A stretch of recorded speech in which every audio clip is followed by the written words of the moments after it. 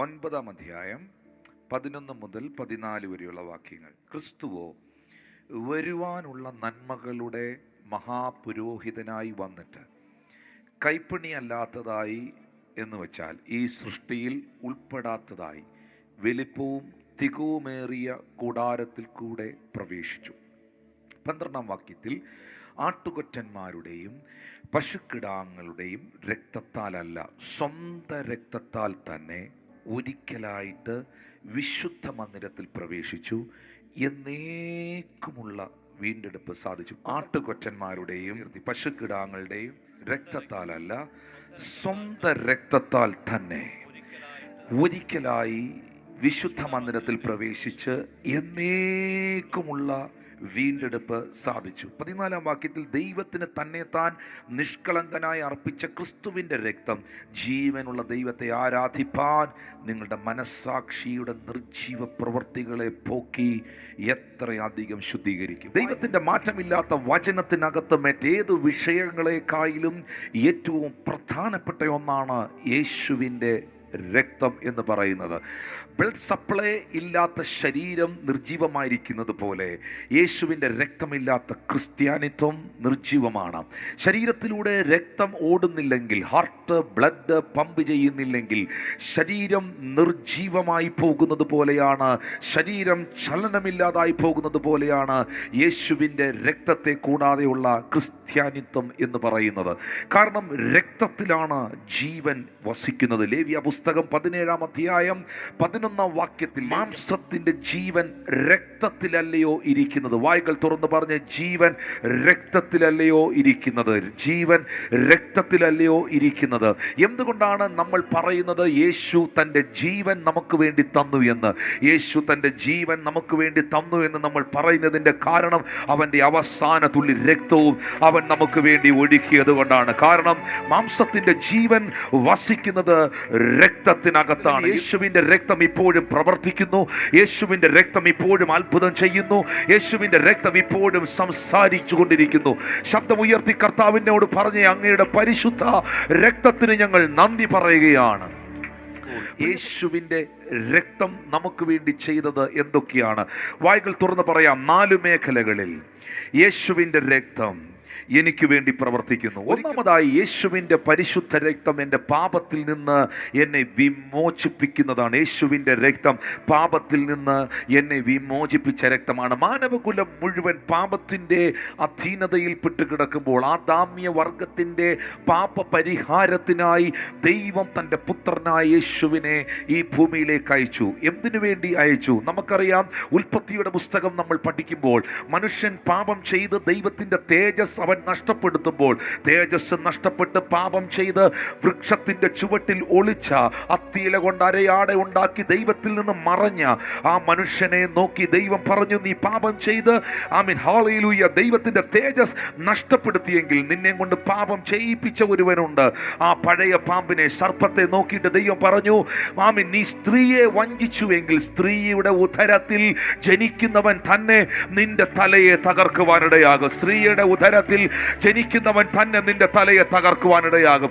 വേദപുസ്തകത്തിനകത്ത് കാലാകാലങ്ങളായി നിൽക്കുന്ന ഒരു പ്രവചനമായിരുന്നു ഉൽപ്പത്തി പുസ്തകത്തിൽ നാം വായിക്കുന്ന പ്രവചനം. ആ പ്രവചനത്തിന്റെ നിവർത്തീകരണമാണ് മത്തായി സുവിശേഷം 1-ാം അധ്യായം 21-ാം വാക്യത്തിൽ, അവൾ ഒരു മകനെ പ്രസവിക്കും, അവൻ തൻ്റെ ജനത്തെ അവരുടെ പാപങ്ങളിൽ നിന്ന് രക്ഷിപ്പാൻ ഇരിക്കൊണ്ട് നീ അവന് യേശു എന്ന പേരിടണം. ജനത്തെ അവരുടെ പാപങ്ങളിൽ നിന്ന് രക്ഷിപ്പാൻ ഇരിക്കൊണ്ട്. മനുഷ്യൻ ജീവിതത്തിൻ്റെ എല്ലാ പ്രശ്നങ്ങൾക്കും കാരണം പാപമാണ്. പ്രിയപ്പെട്ടവരെ, നമ്മുടെ ജീവിതത്തിൽ വെളിപ്പെടുന്ന തിന്മ, തകർച്ചകൾക്കെല്ലാം പിറകിൽ പാപ സ്വഭാവങ്ങളുണ്ട്.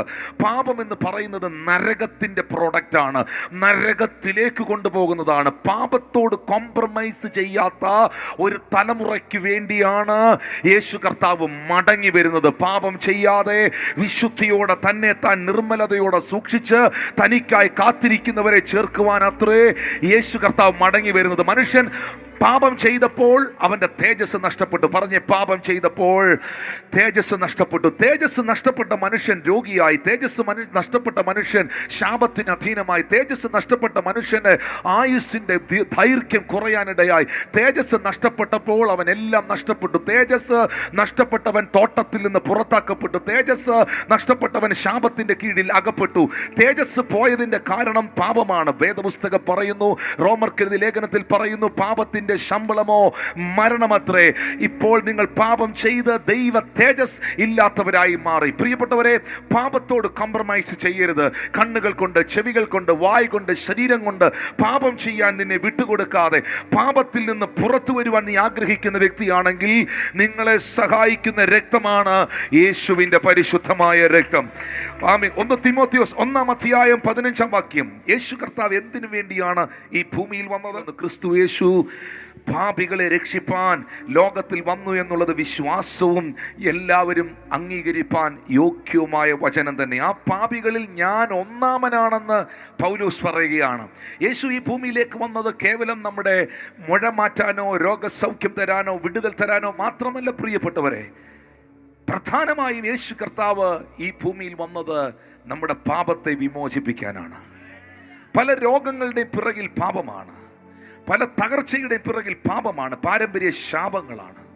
ഈ പാരമ്പര്യ ശാപങ്ങളെ, ഈ പാപത്തെ ചുമന്നൊഴിപ്പാൻ, ഈ പാപത്തെ ഇല്ലാതാക്കുവാൻ ദൈവം തൻ്റെ ഏക മകനെ, ഏകപുത്രനെ ഈ ഭൂമിയിലേക്ക് അയച്ചു.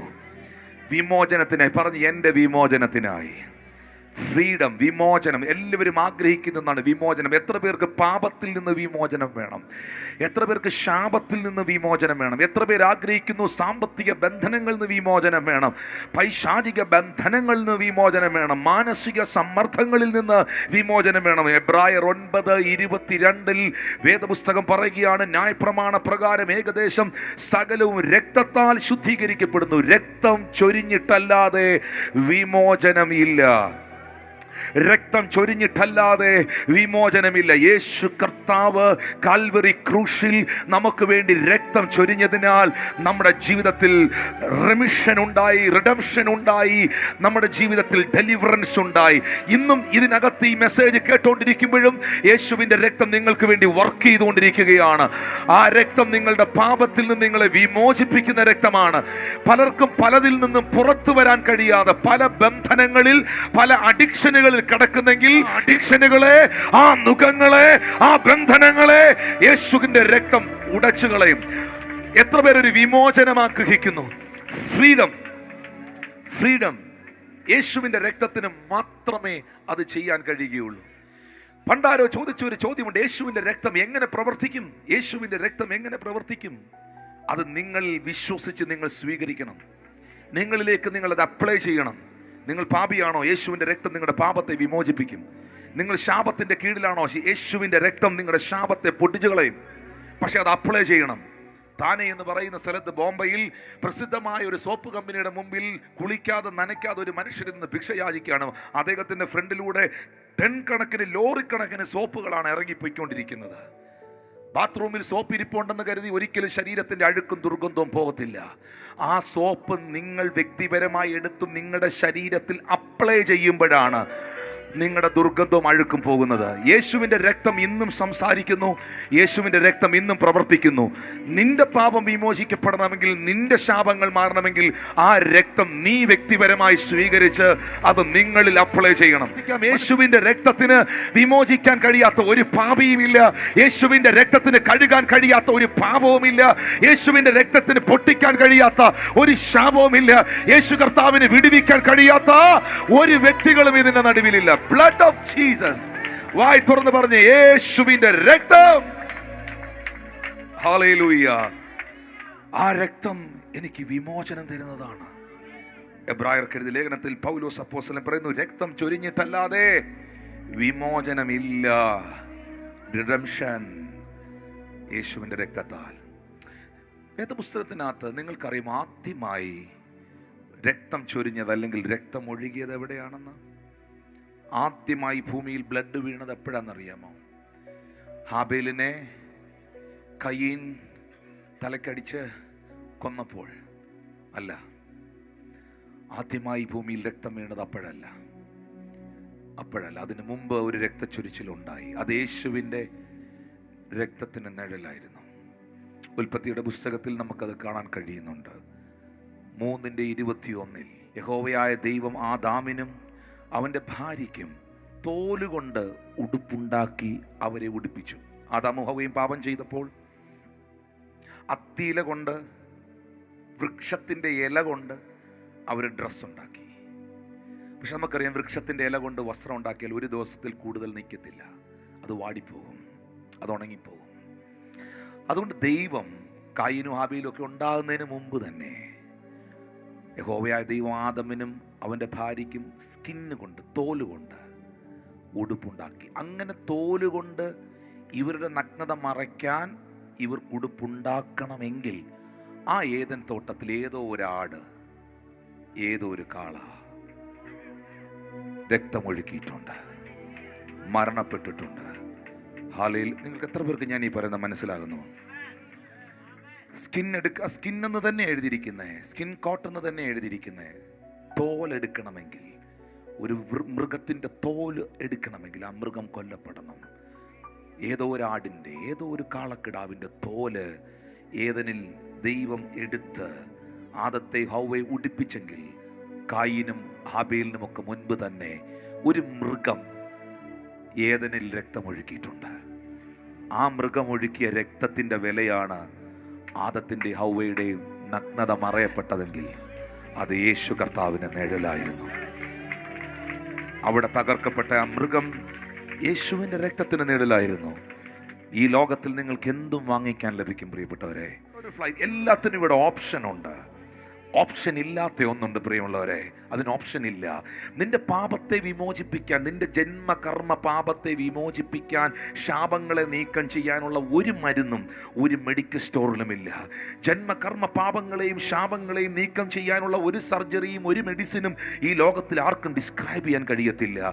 കാരണം കുരുടനെ വഴി കാണിക്കാൻ കഴിയത്തില്ല. എല്ലാവരും ഈ ഭൂമിയിൽ പാപത്തിലാണ് ജീവിക്കുന്നത്. കാഴ്ചയുള്ളവന് മാത്രമേ കാഴ്ചയില്ലാത്തവനെ കൈപിടിച്ച് നടത്താൻ കഴിയത്തുള്ളൂ.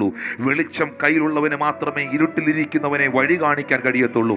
പാപമില്ലാത്തവന് മാത്രമേ പാപിയെ രക്ഷിക്കാൻ കഴിയത്തുള്ളൂ. അങ്ങനെയാണെങ്കിൽ ഈ ഭൂമിയിൽ പാപരഹിതനായി കടന്നു വന്ന് തൻ്റെ ജീവനെ നൽകിയ രക്തത്തെ ഒഴുക്കിയവനാണ് എൻ്റെ കർത്താവ്. എത്ര പേർ പറയും, ഞാൻ ആ കാരണം കൊണ്ട് യേശുവിൽ ആശ്രയിക്കുന്നു, വിശ്വസിക്കുന്നു. എൻ്റെ കടഭാരം മാറ്റിയത് കൊണ്ടല്ല, എൻ്റെ രോഗം സൗഖ്യമാക്കിയത് കൊണ്ടല്ല, എൻ്റെ ബന്ധനം അഴിച്ചത് കൊണ്ടല്ല, എൻ്റെ കുടുംബത്തിനോ എൻ്റെ പാരമ്പര്യത്തിനോ എൻ്റെ മതത്തിനോ എൻ്റെ ജാതിക്കോ എൻ്റെ കുടുംബക്കാർക്കോ ചെയ്തു തരുവാൻ കഴിയാത്ത എൻ്റെ ജന്മകർമ്മ പാപങ്ങളെ യേശുവിൻ്റെ പരിശുദ്ധമായ രക്തം വിമോചിപ്പിച്ചു എന്ന ഉറപ്പുള്ളവർ ശബ്ദമുയർത്തി ദൈവത്തിന് നന്ദി പറഞ്ഞാട്ടെ. Hallelujah, hallelujah. രക്തമൊഴുകാതെ ഒരനുഗ്രഹങ്ങളും വേദപുസ്തകത്തിൽ, പഴയ നിയമത്തിൽ ഞാൻ കാണുന്നില്ല.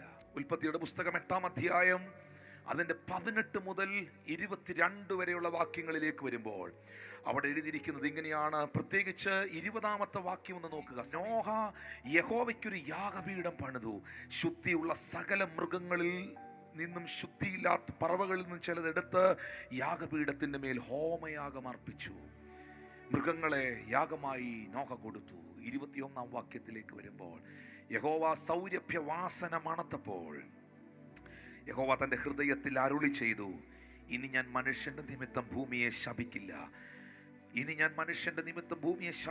മനുഷ്യൻ്റെ മനോനിരൂപണം ബാല്യം മുതൽ ദോഷമുള്ളതാകുന്നു. ഭൂമിയുള്ള കാലത്തോളം വിതയും കൊയ്ത്തും, ശീതവും ഉഷ്ണവും, വേനലും വർഷവും, രാവും പകലും നിന്നു പോകില്ല. ഇന്ന് കാണുന്ന വിന്ററും സമ്മറും എല്ലാം ഒരാൾ കഴിച്ച യാഗത്തിൻ്റെ മുൻപിലാണ്.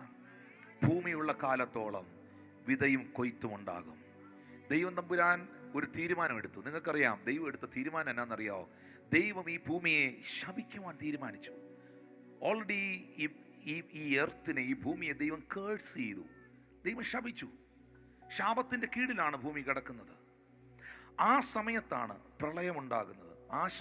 ആ കേഴ്സിൻ്റെ, ആ ശാപത്തിൻ്റെ ആഫ്റ്റർ ഇഫക്റ്റാണ് ഉണ്ടായ പ്രളയം. ഹല്ലേലൂയ. അതിനകത്തുനിന്ന് നീതിമാനായ നോഹയും അവൻ്റെ കുടുംബവും മാത്രമാണ് രക്ഷപ്പെട്ടത്. എന്നാൽ പ്രളയത്തിന് ശേഷം പെട്ടകം അരാരത്ത് പർവ്വതത്തിൽ ഉറച്ചു കഴിഞ്ഞപ്പോൾ നോഹ പെട്ടകത്തിൽ നിറങ്ങി വന്ന് ആദ്യം ചെയ്തത് യഹോവയ്ക്ക് നോഹ ഒരു യാഗം കഴിച്ചു, യാഗപീഠം പണിതു, ശുദ്ധിയുള്ള മൃഗങ്ങളിൽ നിന്ന് എടുത്ത് യാഗം കഴിച്ചു. നമുക്കറിയാം ആ യാഗത്തിൻ്റെ മുൻപിൽ, ആ യാഗത്തിൻ്റെ മുൻപിൽ ദൈവം തൻ്റെ തീരുമാനങ്ങളെ മാറ്റി. ദൈവം തീരുമാനിച്ചു, ഇനി ഞാൻ മനുഷ്യനെ ശപിക്കില്ല. ഇനി വേനലുണ്ടാകും, ഉഷ്ണമുണ്ടാകും, ശീതമുണ്ടാകും, വർഷമുണ്ടാകും, രാവും പകലും നിന്നു പോകുകയില്ല. ഞാൻ ഈ ജനതയെ അനുഗ്രഹിക്കാൻ പോകുകയാണ്. നിങ്ങൾക്കറിയാമോ, ആ നോഹ കഴിച്ച യാഗത്തിൻ്റെ മുൻപിലാണ് ദൈവത്തിൻ്റെ കോപവും ദൈവത്തിൻ്റെ ശാപവും ദൈവികമായ എല്ലാ തിന്മയും നീങ്ങിപ്പോകുന്നത്.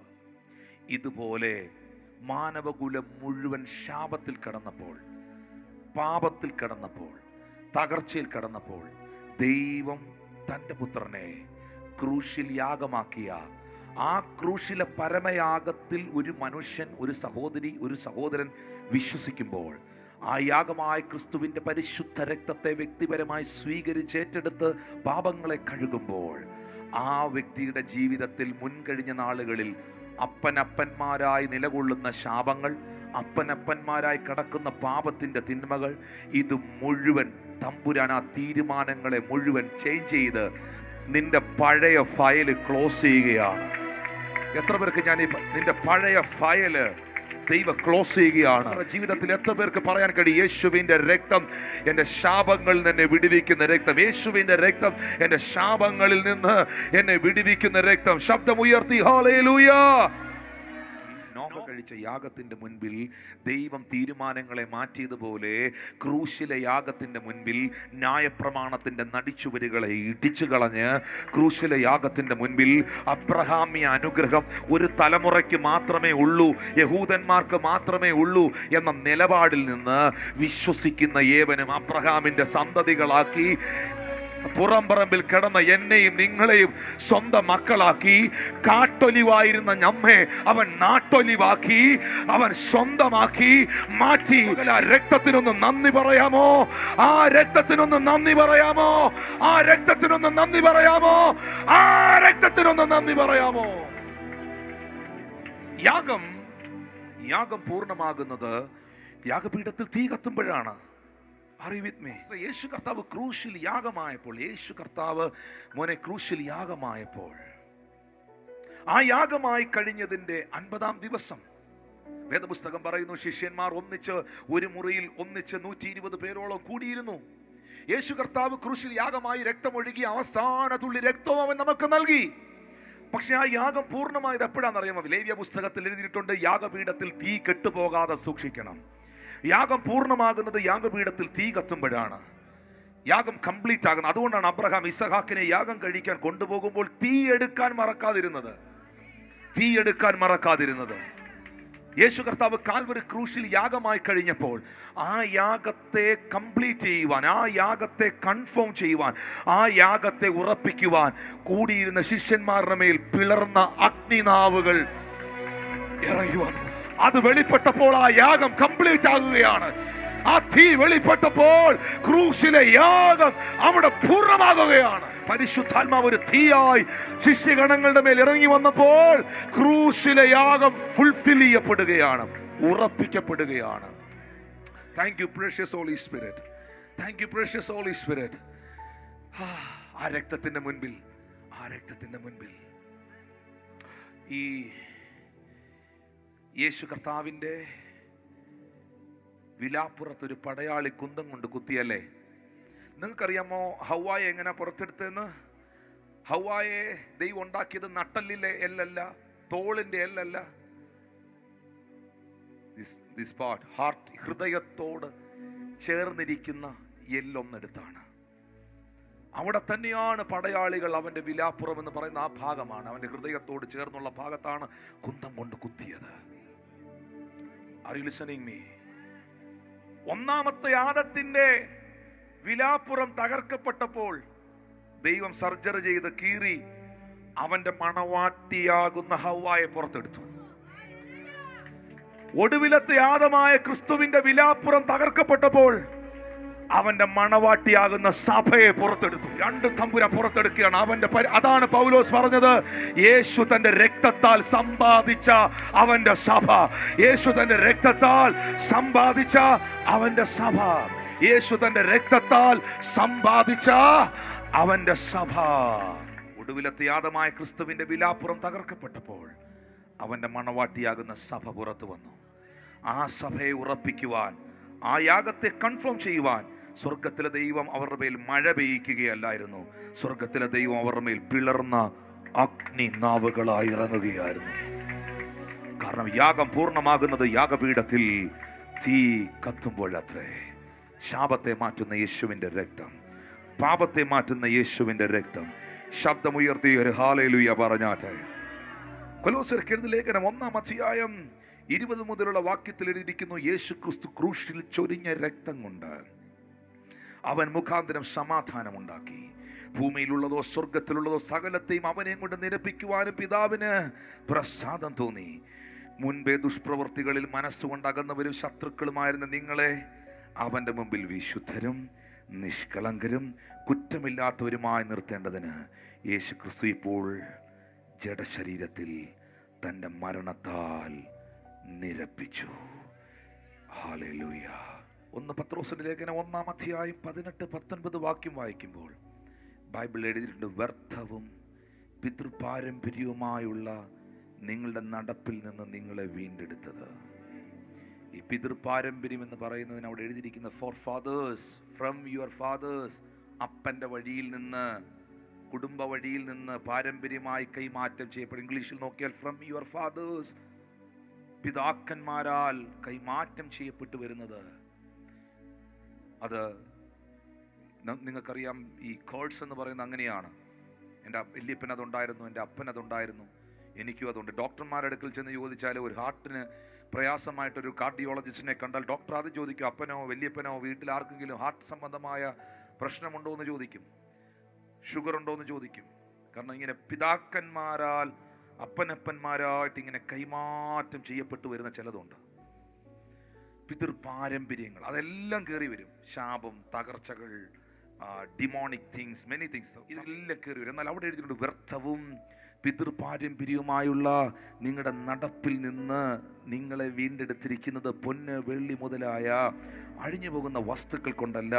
19-ാം വാക്യം, ക്രിസ്തു എന്ന നിർദോഷവും നിഷ്കളങ്കവുമായ കുഞ്ഞാടിൻ്റെ വിലയേറിയ രക്തം കൊണ്ടത്രേ.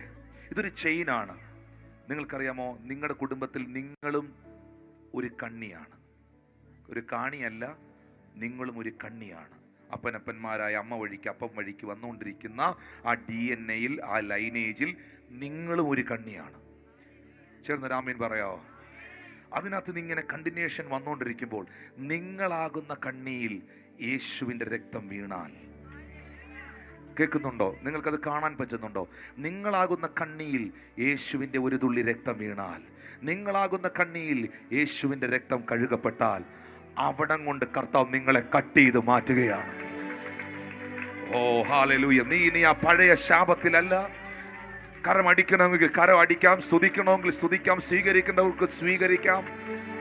ആ വ്യർത്ഥവും പിതൃപാരമ്പര്യവുമായ സകല നടപ്പിൽ നിന്നും ശാപബന്ധനങ്ങളിൽ നിന്നും നിങ്ങളെ വീണ്ടെടുക്കുന്ന യേശുവിൻ്റെ പരിശുദ്ധ രക്തം, യേശുവിൻ്റെ പരിശുദ്ധ രക്തം. ശബ്ദമുയർത്തി, യേശുവിൻ്റെ പരിശുദ്ധ രക്തം.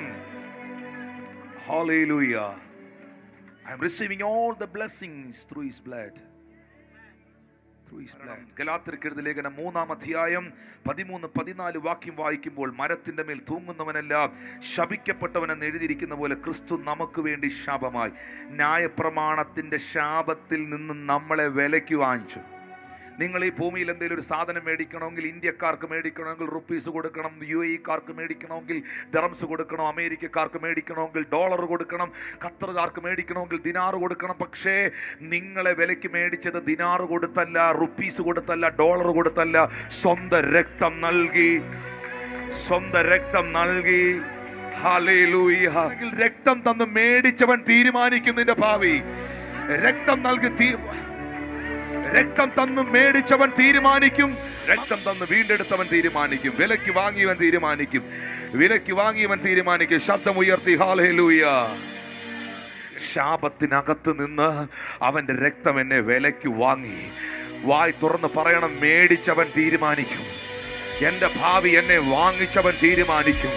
എന്നെ വിലയ്ക്ക് വാങ്ങിയവൻ തീരുമാനിക്കും. എൻ്റെ തലമുറ എന്താകും, എൻ്റെ ശുശ്രൂഷ എന്താകും, എൻ്റെ സാമ്പത്തികം എന്താകും. പിശാചല്ല, മന്ത്രവാദിയല്ല, ആഭിചാരകനല്ല, തല തകർന്ന ലൂസിഫർ അല്ല, ഈ ലോകത്തിലെ ഒരു പൈശാചിക ശക്തിയല്ല. എൻ്റെ ദൈവം തീരുമാനിക്കും. എൻ്റെ ദൈവം തീരുമാനിക്കും. എൻ്റെ ദൈവം തീരുമാനിക്കും. Thank you Holy Spirit, thank you Holy Spirit, thank you Holy Spirit. പിശാചേ, നീ തകർന്നവനാണ്. പിശാചേ, നീ പരാജയപ്പെട്ടവനാണ്.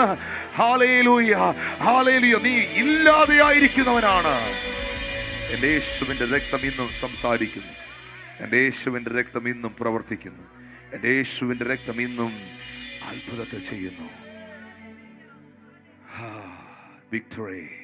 വെളിപ്പാട് 12, 10, 11 ബൈബിൾ പറയുന്നു, അവർ അവനെ കുഞ്ഞാടിൻ്റെ രക്തം ഹേതുവായും സാക്ഷ്യവചനം ഹേതുവായും ജയിച്ചു. യേശുവിൻ്റെ രക്തം ഹേതുവായും സാക്ഷ്യവചനം ഹേതുവായും സാത്താനെ ജയിച്ചു. ഹല്ലേലൂയ. ശബ്ദമുയർത്തി ഹല്ലേലൂയ. നമ്മളെല്ലാം ഫൈനലി സ്വർഗത്തിൽ ചെല്ലുമ്പം, ആ ഹെവനിൽ നമ്മൾ നിൽക്കുമ്പം, പിതാവായ ദൈവം, പുത്രനായ യേശു, പരിശുദ്ധാത്മാവ്, Mikhayel, Michael, archangels, Gabriel, creatures, seraph, Lord of angels, thousands, millions of angels. ഇതിൻ്റെ ഇടയിൽ യേശുവിനെ നമ്മൾ എങ്ങനെ ഐഡൻറ്റിഫൈ ചെയ്യുന്നത്? ഈ ഹെവനിൽ, ഈ സ്വർഗത്തിൽ എല്ലാവരും ഗ്ലോറിയിൽ നിൽക്കുകയാണ്. ഇതിനകത്ത് how we can identify our Lord Saviour Jesus? നമുക്ക് യേശുവിനെ എങ്ങനെ അവിടെ തിരിച്ചറിയാൻ പറ്റും? അതുകൊണ്ടാണ് വെളിപ്പാട് പുസ്തകത്തിൽ എഴുതിയിരിക്കുന്നത്, വെളിപ്പാട് 19, 11, 12, 13, 14 വാക്യങ്ങളിൽ, അനന്തര സ്വർഗം തുറന്നിരിക്കുന്നത് ഞാൻ കണ്ടു. ഒരു വെള്ളക്കുതിര പ്രത്യക്ഷമായി, അതിലിരിക്കുന്നവന് വിശ്വസ്തനും സത്യവാനും എന്ന പേര്. അവൻ നീതിയോടെ വിധിക്കുകയും പോരാടുകയും ചെയ്യുന്നു. അവൻ്റെ കണ്ണഗ്നിജ്വാല, തലയിൽ അനേകം രാജമുടികൾ, എഴുതിയിട്ടുള്ളൊരു നാമം അവനുണ്ട്. അതവനല്ലാതെ ആർക്കും അവനെ അറിഞ്ഞുകൂടാ. അടുത്ത വാക്യത്തിൽ പറയുന്നു, അവൻ രക്തം തളിച്ച ഉടുപ്പ് ധരിച്ചിരിക്കുന്നു. അവന് ദൈവവചനം എന്ന പേർ. You can see that blood spot in his garment.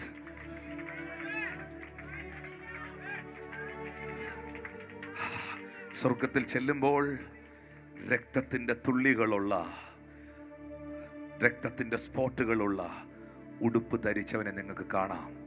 അത് കാണുമ്പം നമുക്ക് നിൽക്കാൻ പറ്റില്ല. നമ്മൾ നെടുമ്പാട് വീണ് പറയും, ഈ രക്തമാണ് എന്നെ ഇവിടെ എത്തിച്ചത്, ഈ രക്തമാണ് എന്നെ സ്വന്തമാക്കിയത്, ഈ രക്തമാണ് എന്നെ അവകാശിയാക്കിയത്. എൻ്റെ രക്തമല്ല അവൻ ചോദിച്ചത്, എൻ്റെ രക്തത്തെ ശുദ്ധീകരിക്കാൻ അവൻ്റെ രക്തം അവൻ എനിക്ക് വേണ്ടി തന്നു. Is my Xavier, is my Lord. ശബ്ദമുയർത്തി ആ കരങ്ങളെ ഒന്ന് ഉയർത്തിപ്പിടിച്ച്, കർത്താവേ, നിന്റെ പരിശുദ്ധ രക്തത്തിനായി നന്ദി, നിന്റെ വിലയേറിയ രക്തത്തിനായി നന്ദി. രക്തം മുദ്രയുള്ളതിനെ സംഹാരകൻ തൊട്ടില്ല, സംഹാരകൻ കണ്ടില്ല എന്ന് രേഖപ്പെടുത്തിയിരിക്കുന്നു. അങ്ങയുടെ പരിശുദ്ധ രക്തം എൻ്റെ പാപങ്ങളെ വിമോചിക്കുന്നു. അങ്ങയുടെ പരിശുദ്ധ രക്തം എൻ്റെ ശാപങ്ങളെ മാറ്റുന്നു. അങ്ങയുടെ പരിശുദ്ധ രക്തം എന്നെ സാത്താന്യ മേഖലകളിൽ ജയം നൽകുന്നു. അങ്ങയുടെ പരിശുദ്ധമായ രക്തം എന്നെ മകനും മകൾ